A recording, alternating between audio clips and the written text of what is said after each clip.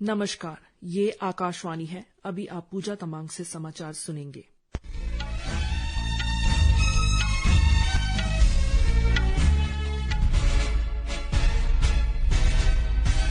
पहले मुख्य समाचार।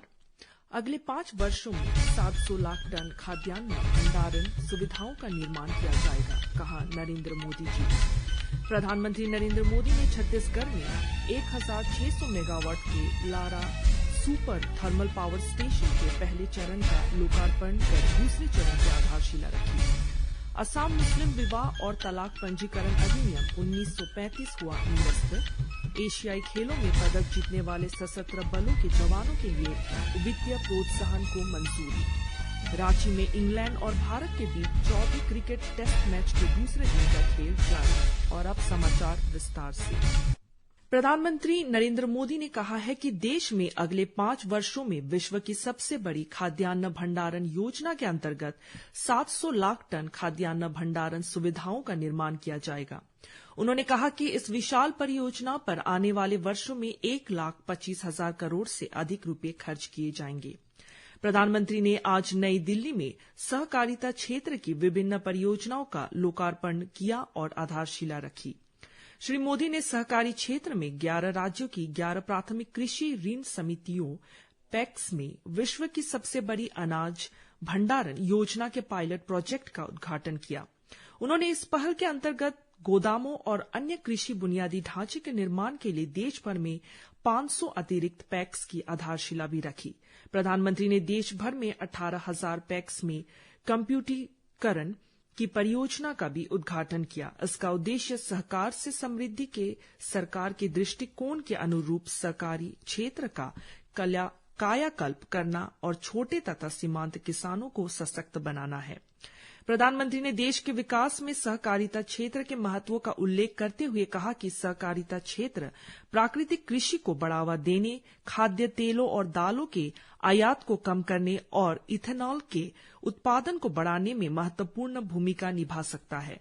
उन्होंने कहा कि सरकार ने देश में सहकारिता क्षेत्र के विकास के लिए अनेक पहल की है। उन्होंने कहा कि सरकार ने 2 लाख से अधिक सहकारी समितियों के गठन का लक्ष्य रखा है।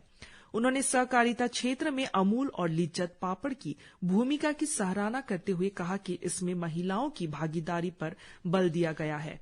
इस अवसर पर सहकारिता मंत्री अमित शाह ने कहा कि सरकार ने देश में सहकारिता क्षेत्र को मजबूत बनाने के लिए अनेक कदम उठाए हैं। उन्होंने कहा कि 18,000 पैक्स के कंप्यूटरीकरण से कृषि क्षेत्र में आधुनिकीकरण में मदद मिलेगी। उन्होंने कहा कि देश में पैक्स का दायरा बढ़ाए जाने से वर्ष 2027 तक खाद्यान्न के 100% भंडारण के लक्ष्य को हासिल करने में मदद मिलेगी।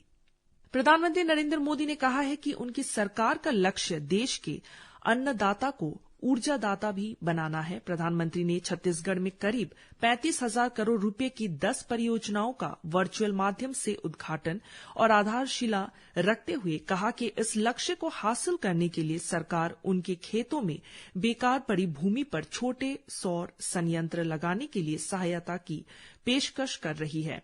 उन्होंने कहा कि सरकार देश की बिजली जरूरत को और ऊर्जा से पूरा करने के साथ साथ लोगों के बिजली बिलों को भी जीरो करना चाहती है। श्री मोदी ने कहा कि इस उद्देश्य के लिए प्रधानमंत्री सूर्य घर योजना शुरू की जा रही है, जिसमें प्रत्येक घर को सौर ऊर्जा आवास में बदला जाएगा। इस पहल से लोगों की बिजली की जरूरतें पूरी होगी और वे अतिरिक्त बिजली बेचकर अपनी आमदनी भी बढ़ा सकेंगे। इस तरह प्रत्येक परिवार हर वर्ष हजारों रुपए कमा सकेगा। छत्तीसगढ़ में समर्पित तथा उद्घाटन की गई परियोजनाओं में राष्ट्रीय ताप ऊर्जा निगम का रायगढ़ स्थित ऊर्जा संयंत्र, राजनांदगांव जिले में करीब 450 एकड़ में फैली सौर ऊर्जा परियोजना SECL की 3 कोयला आधारित परियोजना, 1 सौर ऊर्जा संयंत्र और रेलवे का एक फ्लाईओवर तथा 2 सड़क परियोजनाएं शामिल है। निर्वाचन आयोग ने राज्य सरकारों को यह सुनिश्चित करने के निर्देश दिए हैं कि जिन अधिकारियों को 3 साल पूरा करने के बाद जिले से बाहर स्थानांतरित किया गया है, उन्हें उसी संसदीय क्षेत्र के किसी अन्य जिले में तैनात न किया जाए। आयोग ने कहा है कि जिन राज्यों और केंद्र शासित प्रदेशों में 2 संसदीय निर्वाचन क्षेत्र है, उन्हें इस नियम से छूट दी गई है। यह फैसला उन मामलों को ध्यान में रखकर लिया गया है जहां राज्य सरकारें अधिकारियों की तैनाती एक ही निर्वाचन क्षेत्र के आसपास के जिलों में करती है। यह नियम उन तबादलों और स्थानांतरण पर पहले से लागू होगा जिन्हें आयोग के पूर्व निर्देशों के अनुसार पहले ही लागू किया जा चुका है। निर्वाचन आयोग ने फिर कहा है कि चुनाव में बाधा उत्पन्न करने के खिलाफ उसकी कतई बर्दाश्त नहीं करने की नीति रही है। पेट्रोलियम और प्राकृतिक गैस मंत्री हरदीप सिंह पुरी ने कहा है कि पूरे देश में वर्ष 2025 तक पेट्रोल पंप पर 20% इथेनॉल मिश्रित पेट्रोल की बिक्री उपलब्ध हो जाएगी। उन्होंने कहा कि इथेनॉल मिश्रित पेट्रोल और डीजल के मामले में सरकार ने 2030 तक 20% का लक्ष्य रखा था, लेकिन इसे अब 5 वर्ष पहले 2025 कर दिया गया है।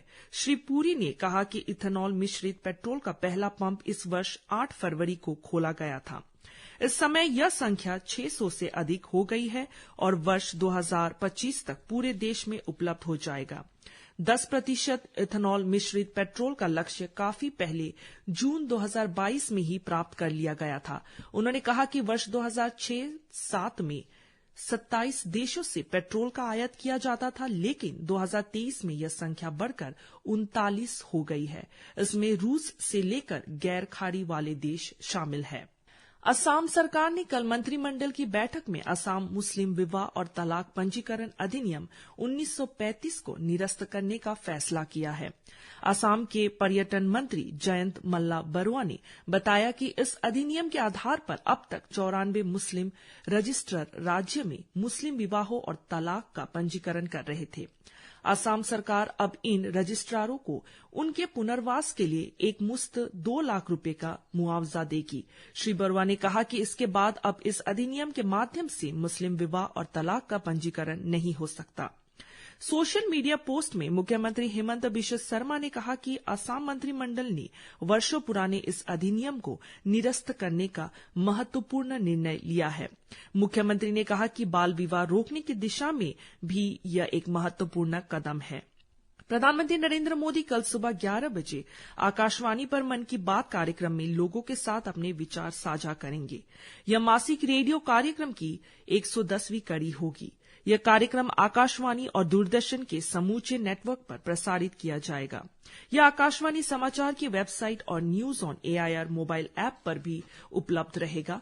मन की बात कार्यक्रम का आकाशवाणी समाचार, दूरदर्शन समाचार, प्रधानमंत्री कार्यालय और सूचना तथा प्रसारण मंत्रालय के यूट्यूब चैनलों पर सीधा प्रसारण किया जाएगा। आकाशवाणी हिंदी प्रसारण के तुरंत बाद इस कार्यक्रम का क्षेत्रीय भाषाओं में भी प्रसारण करेगा। अंतर्राष्ट्रीय मातृभाषा दिवस पर नई दिल्ली में एक प्रदर्शनी का आयोजन किया जा रहा है। इसका आयोजन इंदिरा गांधी राष्ट्रीय कला केंद्र ने किया है, जिसका विषय अक्षर, शब्द और भाषा है। यह प्रदर्शनी 29 फरवरी तक चलेगी। यह भारत की भाषाई विविधता और सांस्कृतिक विरासत का उत्सव है। यूनेस्को ने 17 नवंबर 1999 को भाषाई और सांस्कृतिक विविधता को बढ़ावा देने के लिए 21 फरवरी को अंतर्राष्ट्रीय मातृभाषा दिवस मनाने की घोषणा की थी। भारत और अमेरिका ने अपराधियों के प्रत्यर्पण, छात्रों एवं पेशेवरों की आवाजाही, सुरक्षित एवं कानूनी प्रवासन, कमजोर महिलाओं और बच्चों की सुरक्षा तथा दोनों देशों के नागरिकों की यात्रा सुगम बनाने के उपायों पर चर्चा की है। दोनों देशों के बीच 11वीं द्वीपक्षीय काउंसिलर वार्ता कल नई दिल्ली में हुई। बैठक में भारतीय प्रतिनिधि मंडल का नेतृत्व विदेश मंत्रालय में संयुक्त सचिव डॉक्टर के.जे. श्रीनिवास ने और अमेरिका प्रतिनिधि मंडल का नेतृत्व वहां के विदेश विभाग में सहायक सचिव रेना बीटर ने किया। वार्ता में दोनों देशों के लोगों के बीच संबंधों को मजबूत बनाने और परस्पर हितों के मुद्दों पर बल दिया गया। दोनों पक्षों ने अमेरिका में कुछ श्रेणियों के वीजा के नवीनीकरण के लिए पायलट परियोजना शुरू करने का स्वागत किया। उन्होंने अगली काउंसिलर वार्ता अगले वर्ष अमेरिका में करने पर भी सहमति व्यक्त की। रक्षा मंत्री राजनाथ सिंह ने पिछले साल चीन के हांगझाओ में आयोजित 19वें एशियाई खेलों और चौथे एशियाई पैरा खेलों में पदक जीतने वाले सशस्त्र बलों के जवानों के लिए वित्तीय प्रोत्साहन को मंजूरी दे दी है। रक्षा मंत्रालय के अनुसार एशियाई और एशियाई पैरा खेलों के लिए स्वर्ण पदक विजेताओं को 25-25 लाख रुपए, रजत पदक विजेताओं को 15-15 लाख रुपए और कांस्य पदक विजेताओं को 10-10 लाख रुपए का नगद इनाम दिया जाएगा। इसी के साथ ये समाचार बुलेटिन समाप्त हुआ। नमस्कार।